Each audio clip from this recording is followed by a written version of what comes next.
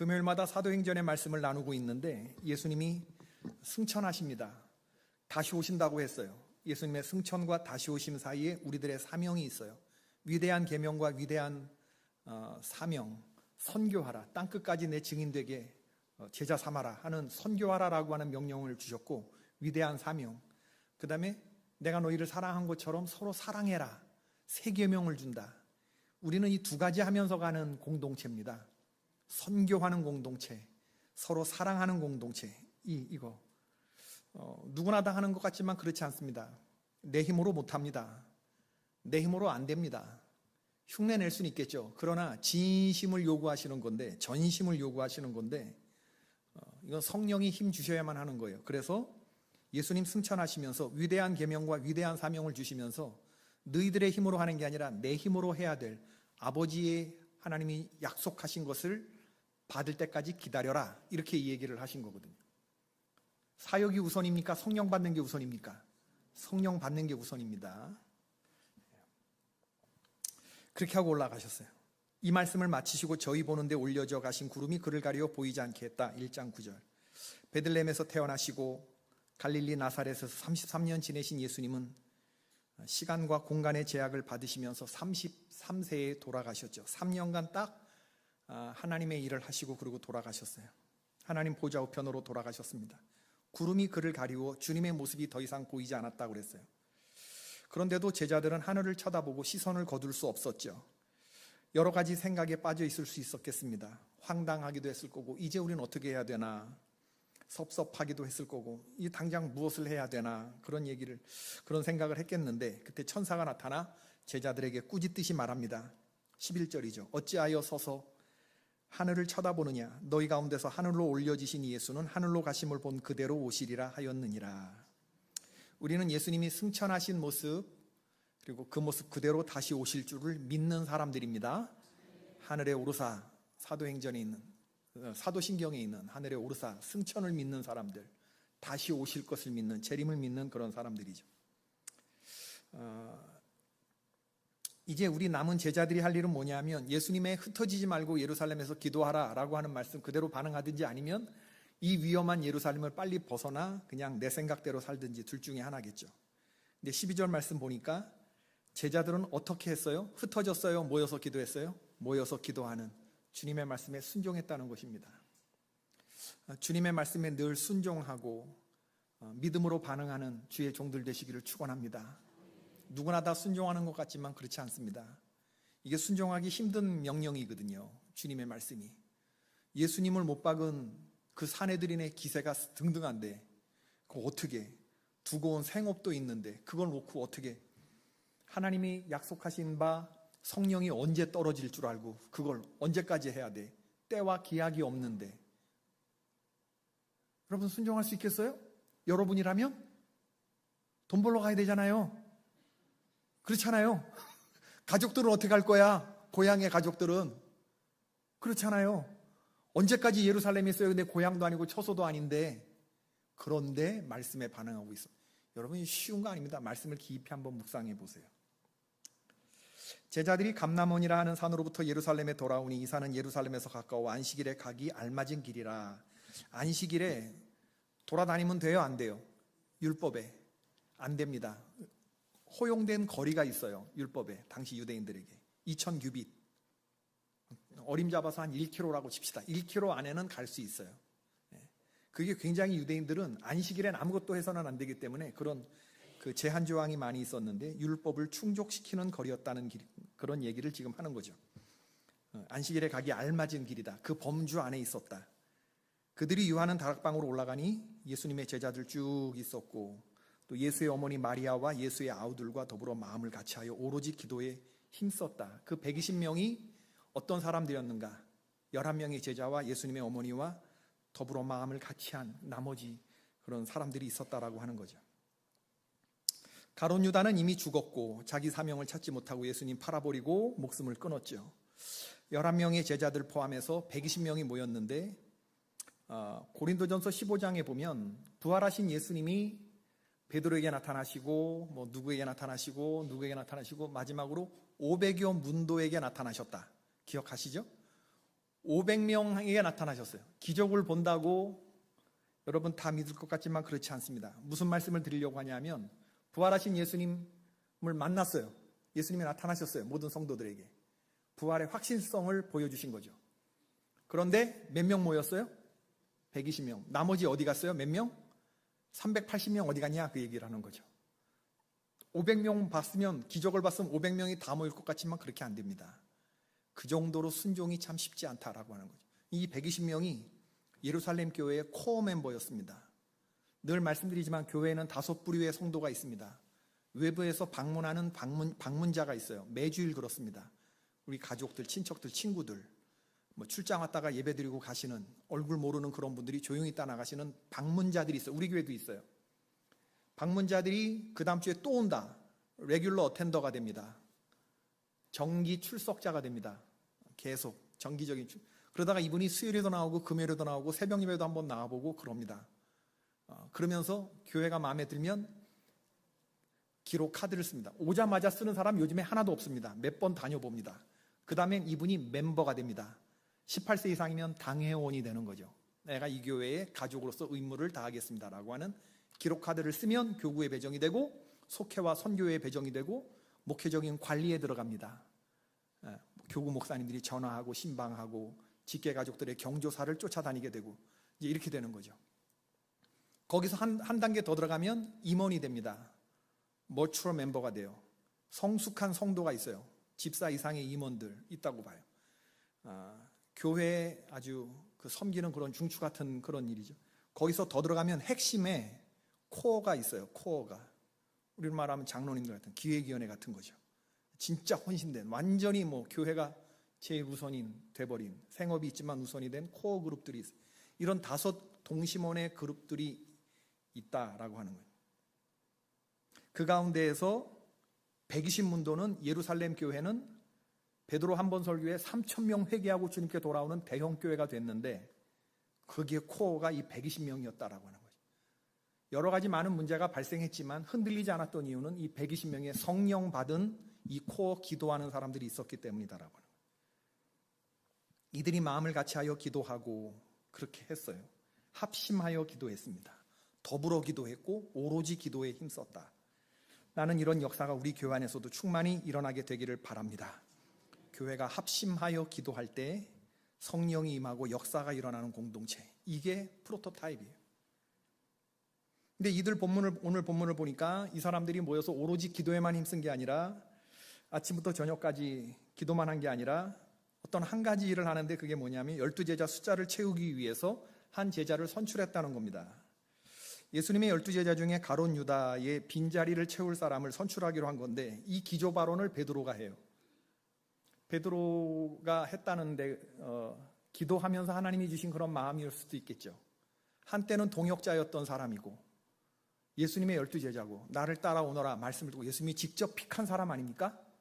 그런데 비참한 최후를 받아서 그가 자살해서 죽었어요. 창자가 밖으로 흘러낼 정도로. 입에 올리기 굉장히 어려운 주제예요. 무거운 침묵이 흘렀겠죠. 초대교회 12제자 사이에서 일어났던 비극이고 중직의 타락과 범죄고 예수님을 팔은 거 아닙니까? 그죠? 그리고 자살해서 죽었다. 모두가 꺼려하는 주제, 말하지 못하는 그런 주제였는데 영어 표현으로 말하면 엘리펀트 같은 주제. 방 안에 엘리펀트가 있어. 코끼리가 있어. 그런 주제. 그런데 베드로가 입을 열어요. 과연 수제자다운 그런 모습이라고 봐요. 이 사람 본래 우리 수 가운데 참여해서 직무의 한 부분을 맡았던 사람인데 불의의 삭스로 밭을 사고 몸이 곤두박질 쳐서 배가 터져 창자에 다 흘러나. 이런 얘기까지 하나 모르겠지. 이 일이 예루살렘의 모든 사람들에게 알려져서 아겔다마라 하니 이는 피바치다. 이건 시편에 기록된 대로 그의 거처를 황폐하게 하시며 거기 거하는 자가 없게 하소서 하였고 또 일렀을 때 그의 각분을 타인이 취하게 하소서 하였도다. 마태복음 27장에 보면 가룟 유다가 목매어 자살했는데 그 자살한 비참한 죽음에 대해서 아무도 그 시신을 거두지 않았던 거예요. 그러다가 마침내 줄이 끊어져서 시체가 땅으로 곤두박질하면서 배가 터져서 창자가 흘러나왔다는 얘기인데 그게 18절 말씀인데 우리들 가운데서 가장 똑똑하다는 가룟 유다의 비참한 죽음을 보게 되는데 그런데 직무를 버리고 제곳으로 갔던 그 가룟 유다, 그 자리에 그의 소임을 타인이 취하게 하소서라고 하는 구약의 성경 말씀을 떠올린 거예요. 그래서 우리는 한 사람을 충원해야 된다. 베드로가 기도 중에 성경 말씀, 시편의 말씀을 떠올렸고 그 빈자리에 대해서 충원해야 된다고 하는 성령의 감동이 내게 있다. 그 얘기를 회중에게 꺼낸 겁니다. 가룟 유다가 비참한 죽음을 죽었기 때문에 선생을 팔았던 값이 땅에 떨어졌고 사람들이 그 돈을 부정하다 하여 줍지 않았고 할 수 없이 제사장이 그 돈으로 나그네를 위한 공동묘지를 만들었는데 그곳을 가룟 유다의 터라 하여 아겔다마라 불렀다는 거 아닙니까? 피밭. 제자로서 우리가 가야 할 최종 목적지는 하나님의 품 안인 줄로 믿습니다. 제 곳이 아니다라는 거예요. 제 곳, 자기가 갈 곳, 자기가 정한 곳, 제 곳이 아니라 가룟 유다가 선택한 제 곳, 죽음과 멸시와 비참함이 있는 그 제 곳, 모두가 멸시하고 돈 떨어졌는데 죽지도 않는 그 부정한, 한때는 12제자였는데 믿음의 핵심에 있었던 코어였는데 그가 보일 수 있는 가장 비참한 죽음과 최후를 보면서 우리가 도전을 받고 경종을 울리게 되는 것이죠. 가룟 유다처럼 제 곳으로 가는 게 아니라 사명자가 가는 최종 목적지에 도달하는 우리 모든 권속들 되기를 축원합니다. 마지막까지 믿음의 경주를 잘 완주하는 그러한 주의 종들이 되기를 바라요. 돌아오는 주일에 할렐루야 성가대 제목이 믿음의 경주라면서요. 스포일러. 네. 믿음의 경주 중에서 제일 중요한 게 뭐냐면 완주, 끝까지 뛰는 거, 완주하시기를 바랍니다. 이 120문도는 왜 제자의 숫자를 채우려고 했을까? 10이라고 하는 숫자가 중요하기 때문에 불완전한 것으로 둘 수 없어서 주님의 공동체는 완전하게 채워져야 되는데 12지파, 성경에 나오는 의미 있는 그런 숫자죠. 또 12, 24, 24장로, 신약의 12제자, 이게 다 합한 숫자. 구약의 12지파와 신약의 12제자를 합한 요한계시록에 나오는 주님의 보좌 앞에 있는 24장로의 반열들. 이런 부족한 숫자는 공란으로 둘 수 없습니다. 채워야 합니다. 마가의 다락방 120문도는 기도함으로 그 빈자리를 채우려고 했어요. 그리고 그 빈자리는 기도의 자리에서부터 준비되었습니다. 더불어 기도하고 오로지 기도하는 자리에서 성령께서 그런 강력한 기름 부음을 그 믿음의 공동체에게 부어주신 것 같아요. 근데 오늘 우리가 관심을 가져야 할 장면은 뭐냐면 사도를 뽑는 과정입니다. 아무나 사도를 막 뽑은 게 아니라 사도의 자격이 엄격한 기준이 있었어요. 오늘도 그렇습니다. 오늘날에도 교회 임원을 세울 때 집사의 자격, 권사의 자격, 장로의 자격, 속장의 자격, 이런 것들이 우리 교단의 닥트린 앤 디서플린, 교리와 장정에 엄격하게 다 나와 있어요. 예수님의 12제자를 채우는 마지막 11번에서 12번째 제자를 세우는 그 기준은 베드로가 말하는데 세례 요한의 세례로부터 우리 가운데 올려져 가신 날까지 주 예수께서 우리 가운데 출입하실 때에 항상 우리와 함께 다니던 사람 중에 하나. 와, 1항부터 굉장히 엄격한 거예요. 예수님 살아계실 때와 돌아가셨을 때 승천한 걸 직접 육안으로 목격한 사람. 그러면 벌써 나머지는 우수수 다 없어지는. 여기에 바울도 탈락이지. 이 대목에 동시대를 살았다는 게 아니라 바울도 예수님과 동시대를 살았을 비슷한 나이의 사람이지만 이 대목에서 사도 바울도 만약에 이 기준을 적용하면 그도 탈락이에요. 예수님이 우리 가운데 출입하실 때부터 항상 우리와 함께 다니던, 예수님을 직접 같이 옆에서 지냈던 사람. 12명 말고 또 있었던 것 같아요. 많은 무리들이 있었던 것 같아요. 예수님과 함께 다니던, 이렇게 어울리는 제자의 반열에는 들어가지 못했지만 그 예수님의 무리와 함께 늘 그 언저리에서 같이 움직였던 사람들이 있었다라는 것을 전제하는 얘기죠. 또 하나는 우리와 더불어 예수님의 부활을 증거할 사람. 여기에서 많은 사람들이 아마 스스로 자퇴하지 않았을까, 스스로 나는 아닙니다라고 말하지 않을까 싶어요. 왜? 부활의 증인이라고 하는 건 십자가에 못 박혀진 로마의 정치범이 다시 살아나 그리스도로 선포되었다, 이 말을 하라는 건데 이 말 하면 돼요, 안 돼요? 빨리 대답하세요. 이 말 하는 순간 어떻게 돼요? 죽어요. 그 사람도 십자가 달려 죽어요.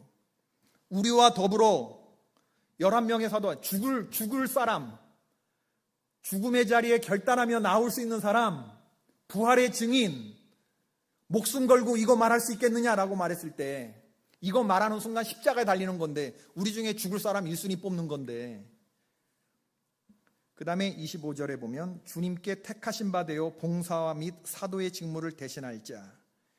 이건 거의 자격자 없다고 봅니다. 이런 기준이라고 한다 그러면. 예수님의 처음부터 끝까지를 전부 알고 있는 사람, 전부 본 사람, 예수님을 끝까지 따라간 사람, 과거의 행적과 미래에 해야 할 사명 두 가지를 다 스크리닝하는 겁니다. 전혀 새로운 사람이 아니라 과거에 어떻게 했는지가 다 공동체 회중 안에서 드러난 사람, 앞으로 부활의 증인이 될 만한 그러한 사람들, 봉사와 사도의 직무를 할 만한 그런 자격을 갖추었는지까지 봤다는 건데, 그런 사람이 몇이나 됐을까? 근데 이렇게 자격 요건을 정하고 보니까 두 사람이 나왔는데, 한 사람의 이름은 요셉이고 다른 사람 이름은 마띠아였어요. 요셉은 바사바라하고도 하고 유스도라고도 한다고 했어요. 한 사람 이름이 몇 개예요? 3개. 요셉, 바사바, 유스도라고 하는 사람이 있었고, 또 하나는 마띠아, 달랑 마띠아. 이 두 사람인데 한 사람의 이름이 3번 맨 앞에 언급됐다. 무슨 얘기일까요? 회중의 마음이 누구에게 쏠렸다? 유스도에게 쏠렸다. 마띠아가 아니라 유스도에게. 투표했으면 난 100% 유스도가 됐을 거라고 생각합니다. 무슨 말인지 아시겠어요? 성경은 맨 앞에 나오는 이름이 중요한데, 유스도라고 하는 사람과 마띠아 두 사람이 2배수로 추천이 됐는데, 그런데 이 유스도라고 하는 사람은 요셉이라는 이름도 있고 바사바라는 이름도 있고 유스도라고 하는 이름도 있고, 이 사람은 달랑 마띠아야. 근데 이 사람 이름이 앞에 나왔어. 이건 만약에 투표했으면 분명히 유스도가 되는 거예요. 바사바라는 말은 뭐냐면 사바의 아들, 바요나 시모나, 누구누구의 아들. 사바의 아들. 한경직 목사님 아들. 이영호 목사의 아들 이상혁. 뭐 이런 식이지. 무슨 말인지 아시겠죠? 그러지. 사바의 아들 바사바. 누구나 다 알만한 그 아버지도 다 회중이 알만한 사람이고, 그 유력한 사람의 아들이니, 이거 뭐 창립 멤버 아니야? 창립 멤버. 어떻게 보면 그렇지 않아요? 1순위지. 밖에서 온 사람보다 우리 알만한 사람의 또 그 아들이 믿음의 계대가 내려가는 그 사람이라면 가산점 드리겠습니다. 이렇게 되는 거죠. 그죠? 일꾼을 세울 때 그렇게 되는 거예요. 요셉이 1순위로 올라온 사람이었다, 그 말을 하는 겁니다. 그런데 120문도는 투표보다 주님이 택해달라고 하는 마음을 가졌다라는 겁니다. 이베스 추천한 건 바텀업, 밑에서부터 우리가 할 건 하는 거예요. 그러나 탑다운, 마지막 최종 꼭지는 하나님께 맡겨드리는 거죠.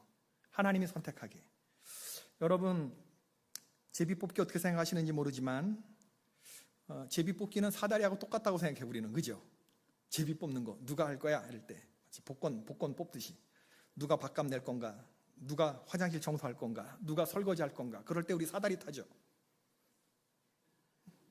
제비뽑기 그런 거 아니에요. 서로 꺼리는 일, 싫은 일, 이런 거 할 때 그런 생각을 하는데, 그렇지 않습니다. 성경에 보면 레위기 16장, 민수기 26장, 사무엘상 10장에 이 제비뽑기가 사용되었던 예가 나와 있어요. 대표적인 거, 가나안 정복하고 난 다음에 그 다음에 땅 분배할 때 어떤 방식 취했죠? 제비뽑기 했어요. 제비뽑기. 땅을 딱 정해놓고 어느 숫자도 고려했지만 어느 땅을 갈 건가 제비를 뽑았어요. 제사장이 성막이나 성전에서 봉사하는 순번을 정할 때 제비 뽑았습니다. 제비 뽑았어요. 어느 땅이 어느 지파에 가야 되는가. 이집트의 곱틱 교회가 있는데 대주교를 정할 때 최종 후보를 어린아이가 뽑은 제비를 인용했다고 하는 그런 역사적인 기록이 있습니다. 제비 뽑기는 교회 역사에서 많이 사용되었죠. 잠언 16장 33절에 근거한 이야기입니다. 사람이 제비를 뽑으나 이 일을 결정하시는 분은 하나님이시다. 제비 뽑기의 요체는 뭐냐? 우리의 생각과 판단을 내려놓는다는 겁니다.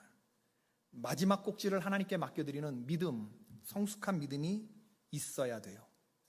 오늘날 교회들이 이것을 따라가지 못하는 이유는 그 회중이 순수하지 못하기 때문에 그래요. 100% 신뢰한 믿음과 누가 내도 하나님의 뜻이라고 받아들일 수 있는 믿음이 전제되어 있어야 하는데 이게 안 되기 때문에 내가 생각하는 그 사람은 반드시 돼야 되기 때문에 기집복기가 채택이 되지 않는 거죠. 또 여러 가지 일장일단도 있기도 하지만 신뢰와 믿음과 성숙한 공동체, 우리 가운데 누가 돼도 상관없다고 하는 이 믿음과 이런 것들이 다 담보되어야 이런 것들이 나오게 되는 건데, 믿음과 순종이 충만히 전제되어 있을 때 가능한, 아무나 후보 올려놓고 제비 뽑은 거 아니거든요. 유소도도 그렇고 마띠아도 그렇고 충분히 할 만한 사람을 올려놓고 밑에서 우리가 올려드릴 수 있는 것까지는 해. 바텀업. 그러나 탑다운, 마지막은 하나님께서 지정하시는 것을 믿음으로 공동체가 받아들이는 거죠. 그렇게 해서 제비 뽑았는데 유력한 유수도관이가 누가 됐어요? 마띠아가 됐다. 성령은 어떤 조건에서 역사하는가? 기도에 힘쓰고 믿음으로 조직을 정비하는 곳에, 그리고 주님의 뜻으로 받아들이는 공동체에 역사하셨다. 주님이 이걸 참 기쁘게 보신 것 같아요. 부활의 증인이 될 사람, 우리와 함께 다니는 사람, 봉사와 사도의 직무를 감당할 수 있는 사람. 우리 감리교회의 사촌쯤 되는 존 웨슬리의 우리 교리가 똑같고 믿는 바가 똑같은 교단이 있는데, 웨슬리 형제교단, 그 중에 제일 맏형이 누구냐면 우리 감리교입니다. 그 다음에 성결교단, 그 다음에 구세군, 순복음도 우리 계열입니다. 이렇게 되어 있는데, 구세군의 창시자 윌리엄 부스 대령은 평생 나는 그리스도의 정병이다 그렇게 생각하고 군복을 입고 사역을 했어요. 목사님인데 구세군의 군복 입고 이렇게 자선 낭비하시는 분들 보면 이렇게 군복 같은 거 입고 나오시는 분 있잖아요. 그분 다 목사님들이에요. 목사님들. 근데 그런 분들인데 이게 무슨 이단 아닌가 그렇게 생각하시는 분들인데 그렇지 않아요. 다 교회입니다. 우리 개신교회인데, 그거 창시하신 분이 윌리엄 부스 목사님, 이분 대령이라고 자기를 했는데, 이분은 자기가 정병, 바를 정자, 병사, 병자, 정의 군사다 그런 의미의 정병이 아니라 맑을 정자 정병, 나는 그리스도 예수의 맑은 군사다 그렇게 사역하셨어요. 그리스도의 정병, 깨끗한 군인, 군율에 복종하고 명령에 살고 죽는 멋진 사도 세워지는 그런 공동체, 그런 공동체가 마가의 다락방이었던 것 같아요. 우리 교회에서도 충만히 일어나기를 바라는 것이죠. 말씀을 맺겠습니다. 오늘 말씀을 묵상하다가 그런 생각이 들었는데, 여기서 이제 이 대목에서 제가 이제 생각이 깊어졌어요. 당회에 여러분 권사님 안 되고 속상하시죠? 장로님 공천 안 되고 속상하신 분들이 있죠. 내가 왜 권사가 안 돼? 내가 왜 집사가 안 돼? 집사가 안 돼? 이런 거 가지고 컴플레인 받아본 적은 없어요. 제 평생. 목사님 왜 저는 집사가 안 돼요? 집사 주세요. 이런 사람은 내 인생에 하나도 없었어요. 그런데 목사님 얘기 좀 해요. 내가 왜 권사가 아니에요? 이런 거는 해마다 겪습니다. 내가 왜 장로 공천이 안 돼요? 해마다 겪습니다. 12사도에는 못 들어가는 13번째 사람들이 있죠. 있습니다, 여러분. 마띠아 같은 사람뿐만이었겠습니까? 이베스로 첨거하니까 마띠아가 그 안에 추려졌겠지만 마띠아 못지않은 사람들이 120명에겐 더 있었을 수도 있겠다. 지금 우리 딱 120명 정도가 앉아 있는데, 금요일에 이게 마가의 다락방 요 사이즈, 요거하고 지금 딱 들어맞는 것 같아요. 오늘 상황이. 왜냐하면 이게 우리 교회 코어거든요. 금요 기도회에 1시간 나와서 기도하고 이 주말에 이 9시에 밤 9시에 우리가 이렇게 나와서 기도하는 사람들이 교회의 힘입니다. 새벽 기도도 힘이지만 금요 기도회가 난 오늘 이 마가의 다락방의 분위기에 훨씬 더 잘 어울리는 동일시되는 그런 집단이라고 생각이 되는데, 예수님 오비영이어 때 베세다 들판에서도 함께 있었던 사람, 12제자들 가는 곳에 모든 곳에 함께 있었던 사람, 우리와 함께 출입할 때 있었던 사람을 뽑으라니까. 12 숫자에는 못 들어가지만 함께 예수님과 다녔던 사람, 예수님 마지막 6월절 만찬 때 마지막 어퍼룸 인포스먼트 다락방 광할 때 12명만 데리고 들어갔잖아요. 근데 거기서도 있었어요. 문 밖에 서성이면서 방 안에 들어갈 수 없었을 것이나 창가에서 서성였을까? 마당에서 서성였을까? 얼마나 들어가고 싶겠어요. 나를 따라오너라, 내가 너를 사람을 낚는 어부가 되게 하리라. 육성을 직접 듣지 못해서 베드로의 기조발언으로 공동체가 선출한 제자 마띠아를 한번 생각해 보면, 이름도 없이 빛도 없이 험한 일 할 때 전화해서 빨리 나오라고 그러고 안 나오면 욕하고, 부려먹을 거 실컷 부려먹고, 봄에 국기관 갈 때는 지들끼리만 가고, 나는 임원 날 아니라고 쏙 빼놓고 전화 한 통화 안 해주고 지들 몇 사람끼리만 몰려다니고 가고. 그런 거 있어요, 없어요? 있어요. 이때잖아. 그런 거 이때잖아. 네, 그런 거 있어요. 일할 때는 그냥 막 빨리 나오라 그러고 막 이러고 막 줄 것처럼 막 이렇게 막 다 부려놓고 연말에 가면 쌩 까고. 있어요, 없어요? 있어요. 거봐, 이때잖아요. 있어요. 1인자가 모든 건 다 받고 2인자, 3인자는 다 그늘에 가려지고. 11사도하고 내가 미칠 게 뭐야. 내가 예수님하고 출입할 때 다 있었고 나도 부활의 증인 될 수 있고 나도 시켜줘봐. 내가 지들만 못하겠어? 다 할 수 있어. 나도 다. 사도의 직무 감당할 수도 있고 봉사의 직무 나도 할 수 있어. 그럴 사람이 있어요. 여러분 듣다 보면요 눈물 납니다 진짜. 그런데 이런 얘기를 차라리 하는 사람들은 고마워요. 내 앞에서 다 쏟아놓고 가면 얘기하지 않는 사람들이 있어요. 조용한 사람들.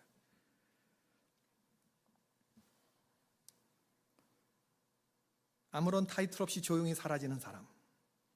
만약에 베드로가 성령에 감동받고 기조 발언 안 했으면 제자의 수에 들어가지 못했을 사람이 마띠아입니다. 마귀 중에 결코 안 약한 마귀 이름이 뭔지 아세요? 섭섭마귀.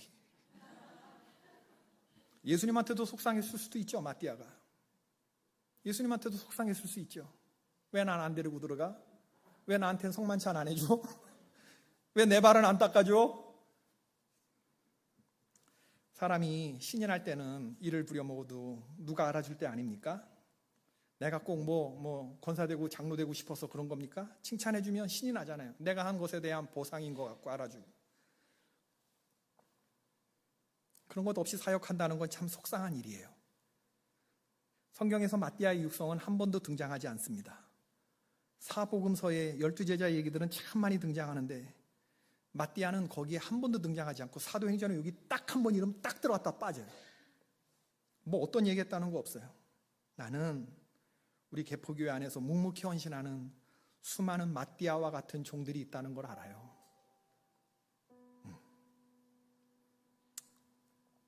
아무도 안 보고 아무도 몰라주는 것 같지만 공동체가 봤어요, 못 봤어요? 봅니다. 마띠아와 같은 종 공동체가 바라보고 있어요. 뽑히지 않아서 그럴 뿐이지. 13번째 제자들이 있다고요. 14번째 있을 수 있고 15번째도 있을 수 있고. 그러나 우리가 2달란트 받은 자, 인류가 인류인 척하는 순간 삼류되는 건 수감 문제고 교만할 거 하나도 없습니다. 뽑은 사람도 쉽게 생각할 수 없고 뽑힌 사람도 쉽게 생각할 수 없어요. 왜냐하면 제비 뽑기로 바텀스업과 탑다운이 다 마지막은 하나님이 세워줬기 때문에. 알아주지 않는다고 일 안 할 것입니까? 땅에 묻어둘 것입니까? 삼류는 부끄러운 거예요.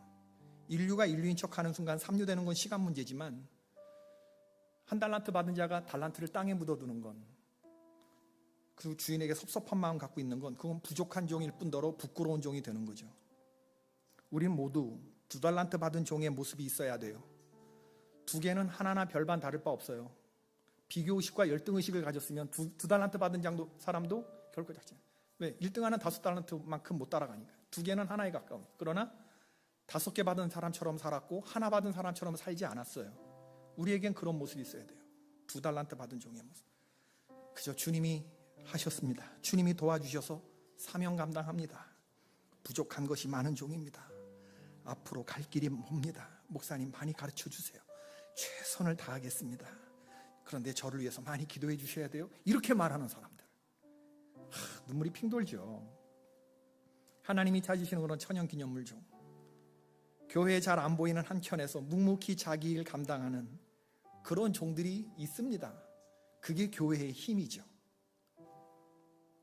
우리 모두가 계속해서 꾸준하게 탁월하게 한 방향으로 단호하게 부활의 증인의 그 길을 걸어갈 수 있기를 축원합니다. 내가 주인 삼은 모든 것 내려놓고, 오늘 기도하실 때 섭섭마귀들 다 내려놓으시고 서운마귀 내려놓으시고 주님 보고 계시고 공동체가 보고 있다는 것을 기억하셔야 돼요. 마띠아를 축복합니다. 내가 주인 삼위 개포교회 마띠아를 축복합니다. 내려놓고 내 주 대신 주 앞에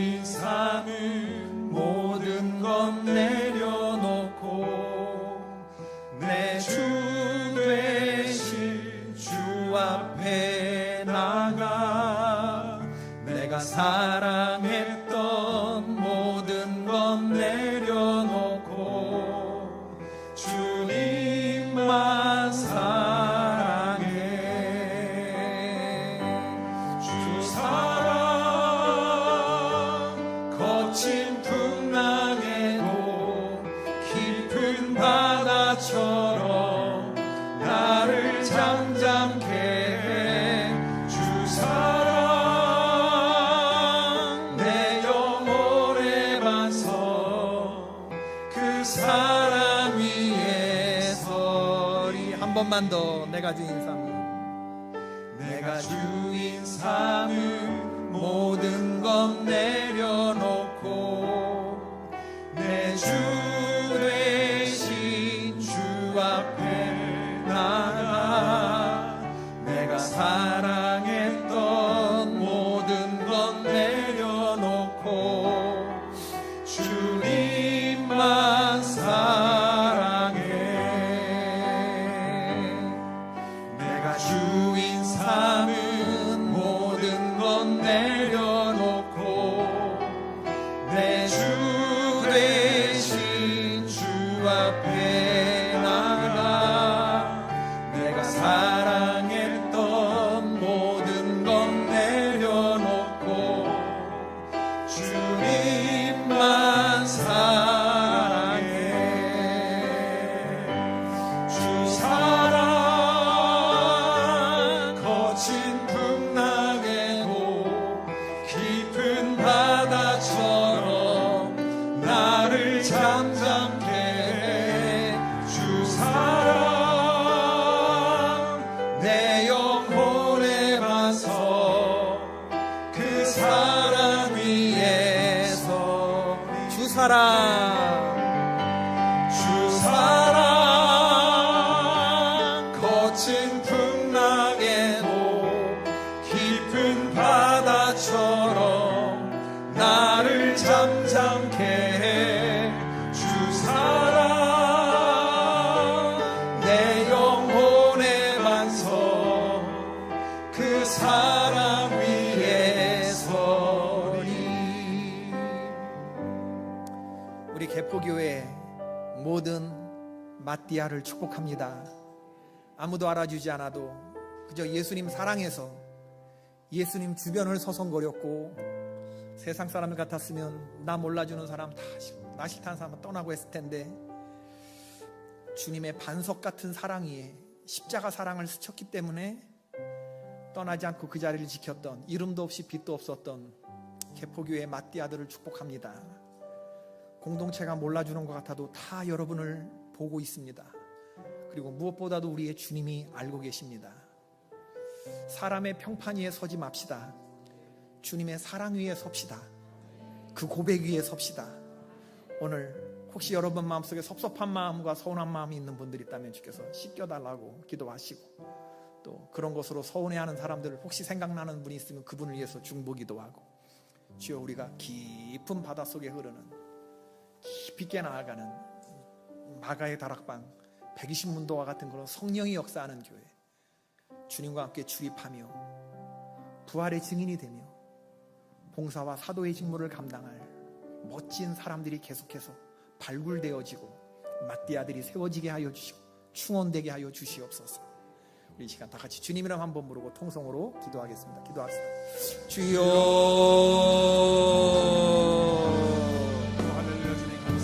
고마우신 아버지 하나님 은혜 감사드립니다. 오늘 여호와 하나님 우리들에게 귀한 말씀을 하나님 들려주시고 축복하여 주시고